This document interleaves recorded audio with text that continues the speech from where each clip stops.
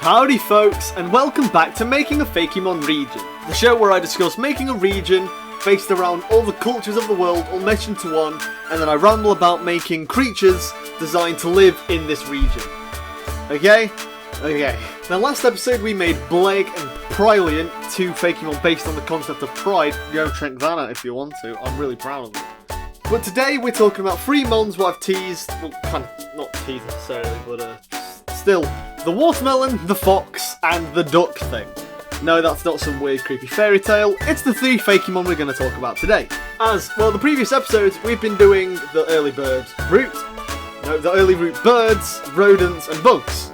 And well, usually in most Pokemon games, there's still some early other route Fakemon. There's always the odd extras. And these always fascinate me because, again, similar to the bird, rodent, and bugs, there is a precedent of them always being in every Pokemon game, yet at the same time, they're always very different. You know, birds are always going to be the birds no matter what in what region, the bugs are always going to be the bugs, but these extras, you don't know what to expect in each one, it's kind of fun. And that's the key word I wanted to use going with these three designs, fun.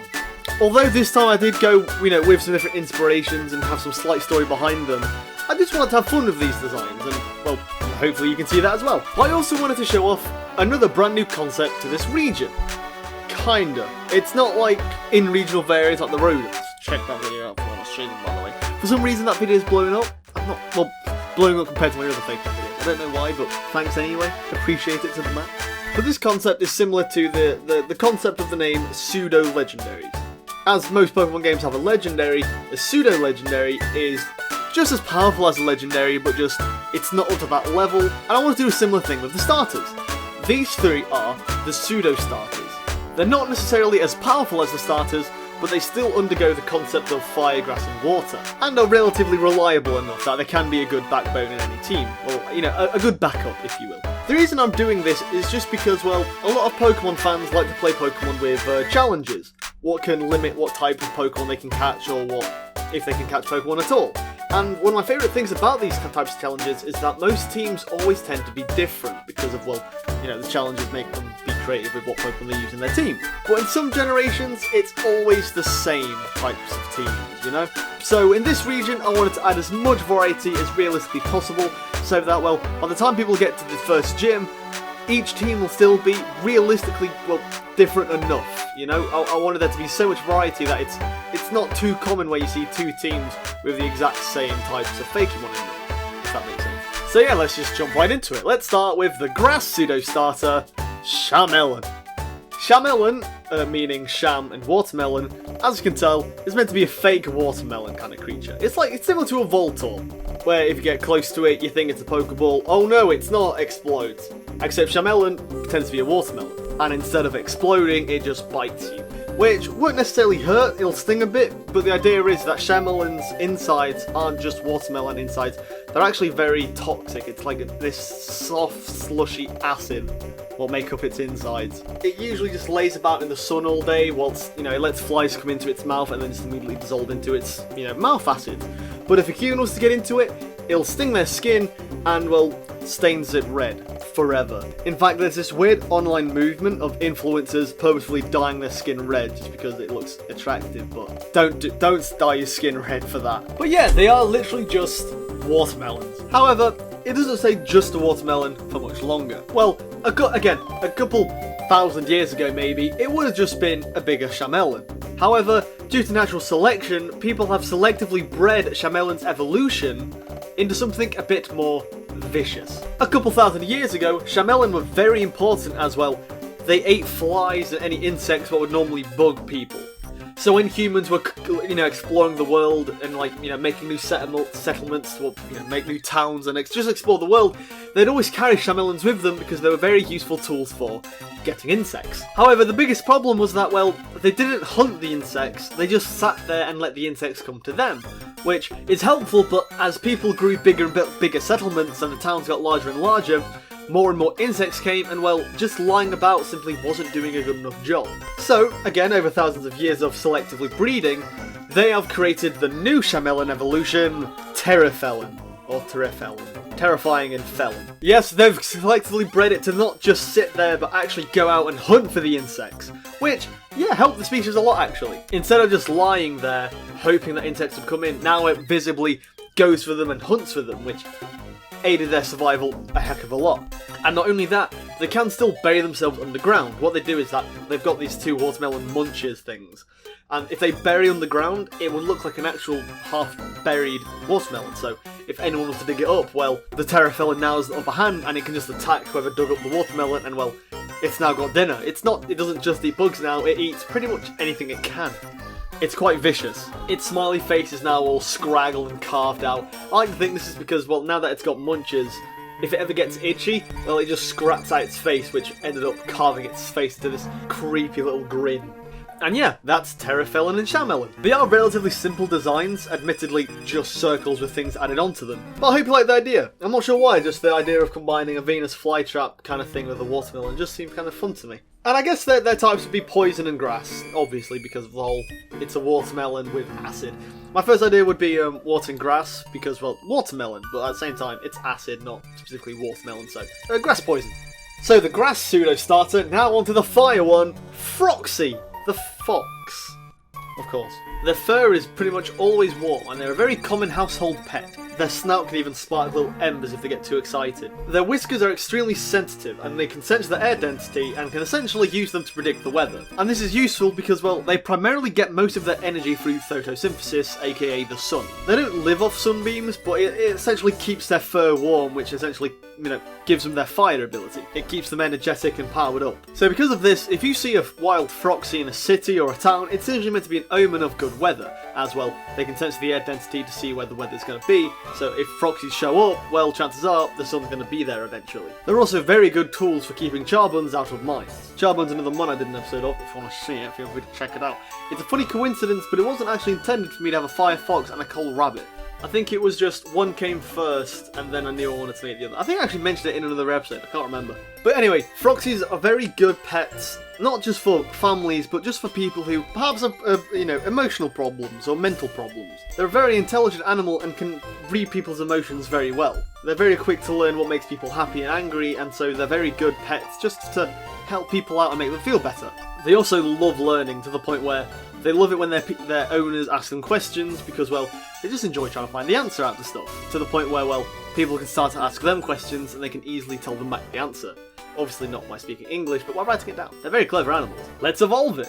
Before I start, I want to just mention, I'm not too great with drawing somewhat good anatomy with creatures. I'm fond of doing things like noodly limbed and weird limbs and everything, but when I try to replicate that of a real animal, things start to go a little bit weird. And I tried to experiment with this new mons design, so I hope you can appreciate that I was experimenting a bit, and well, I'm more than likely definitely going to go back to redesign this guy, because some parts do just look very off to me. I hope you're fine with that. So similar to the previous evolution, this one also has some ties with, well, the human race. A couple hundred years ago, well, these new mons weren't exactly as intelligent. They loved to learn still, but they wasn't as quick to learn. However, people started using them as competitions. They were tools of intelligence, so, they'd host competitions, just questionnaires, and see which one was the smartest. And well, the smartest one who won the competition got to breed on. And although realistically, I don't think intelligence makes a difference in how your genetic child will be, but in this case, it does. So over the hundreds of years, these creatures got smarter and smarter and smarter because, well, again, they were selectively bred to be smarter and quicker to learn. And that's what they are now. In fact, they've gotten so smart, they're not just a pure fire type anymore. They've gained the psychic type attribute. However, the way a Fakemon gains their type is through millions and millions of years of genetic evolution to perfect that creature's typing. However, this mon's only had a couple hundred years to gain the psychic type, so it doesn't quite know how to use it right yet. So it essentially just has this constant psychic aura bubble around it, what it doesn't really know how to control. In fact, people who look at it make it hard to point out very specific details. It looks like there's floating bits around it, and even its tail looks like it doesn't really fully exist anymore. It's a living optical illusion, essentially. Its ears have grown a lot bigger to be able to hear human communication a lot better, and its whiskers have now become a very fine, somewhat glass whisker-like, but again are extremely delicate, to the point where they can actually predict the weather up to 3 weeks in advance. And again, at this point they're very knowledgeable. If anyone has a question, chances are this mon will have an answer. In fact, recent studies show that on average, these mons are a lot smarter than most human beings. Which is nice, because again, they usually use that intelligence to, well, help people and just comfort people who seem upset. They're a very caring creature and is one of the only species that actually prefers to play with other monsters instead of specifically fight them. But yeah, this is Festion. A mix between Phantom and Question. Phantom because, well, its psychic aura bubble can make the mind perceive with phantom objects flying through when really there's nothing actually there. Also, a fun fact, when thinking of a name for this, I found out the scientific name for fox is Vulpes fulpus, which I think I just realised now is, well, Vulpix's name. Vulpes and Vulpix, because 6 there was Vulpix. This is a little fun fact I found out. And speaking of Vulpix, I hope you like these guys, because, well, obviously when I make a Fire Fox Fakemon, the first thing people are going to do is compare it to Vulpix, so hopefully it's not a direct copy. I mean, I know that evolution isn't, but I hope you see Froxy and not immediately think just a worse Vulpix. And our last pseudo starters we have the water ones. Meet Frillyling, the duck thing. Frillyling's inspired by the concept of, well, when dinosaurs went extinct, not all of them actually died out specifically, they just, well, evolved, and over the thousands of millions of years, they've turned into birds, essentially. Most believe that when you look at a chicken, it's actually just the evolutionary heritage of what used to be a T-Rex. And I don't know if it's literally that far, but it's still pretty interesting to think about. So Frillyling is based on the concept of the fact that dinosaurs are now birds, so it's a duck with a weird little Spinosaurus head cap thing. I love it. But anyway, due to their weak wings, they can't exactly fly at all. So, well, they go into swimming. Easy. They can fly, but it's more of a hover. Like how a chicken can fly, but I guess with a bit more, they can quickly flap their wings to stay above the air just for a few seconds. Think the bee power up in Mario Galaxy. Either way, their little head frill is actually extremely durable even at a young age.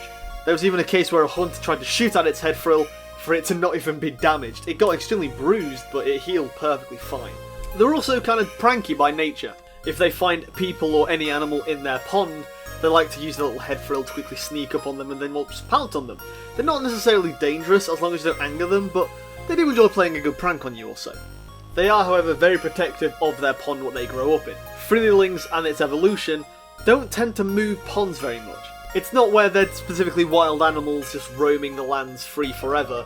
These guys make a home in a pond, and that usually becomes their family home, well, for as long as it possibly can. However, sadly, due to, well, humans having the terrible habit of tearing away forests, for a small period of time, Frillylings became very, well, at risk of becoming endangered. So again, over a couple hundred years of, well, human activity, they had to evolve differently.